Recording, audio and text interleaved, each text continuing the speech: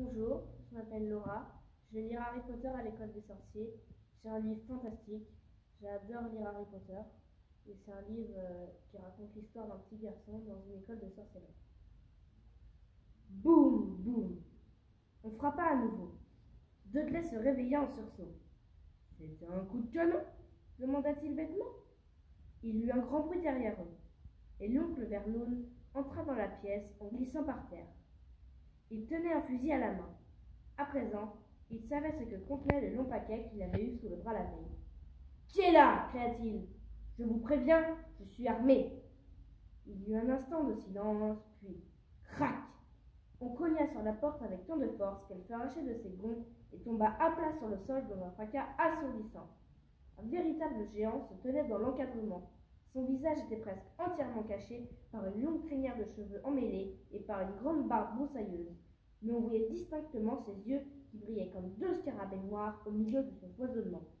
Le géant se glissa à l'intérieur de la masure en inclinant la tête pour ne pas se cogner contre le plafond. Il se pencha, ramassa la porte et la remit sans difficulté sur ses gonds. Au dehors, le vacarme de la tempête s'était un peu atténué. « Si vous aviez une tasse de thé, ce ne serait pas de refus, dit le géant. Le voyage n'a pas été facile. » Il s'avança vers le canapé où Dudley était resté assis, pétrifié de terreur. « Bouge-toi un peu, Grota, dit-il. » Dudley poussa un petit cri et courut se réfugier derrière sa mère, tout aussi terrifiée qu'il se cachait elle-même derrière l'oncle Vernon. « Et voilà, lui dit le géant. » Harry leva la tête vers son visage hirsute et vit de petites rides apparaître autour de ses yeux en forme de scarabée. Le géant souriait. « La dernière fois que je t'ai vu, tu n'étais encore qu'un bébé, dit-il.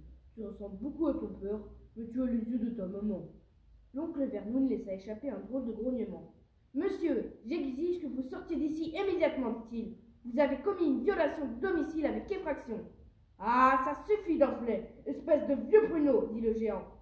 Il tendit le bras, arracha le fusil des mains de l'oncle Vernon, fit un nœud avec le canon aussi facilement que s'il avait été en caoutchouc et le jeta dans un coin de la pièce.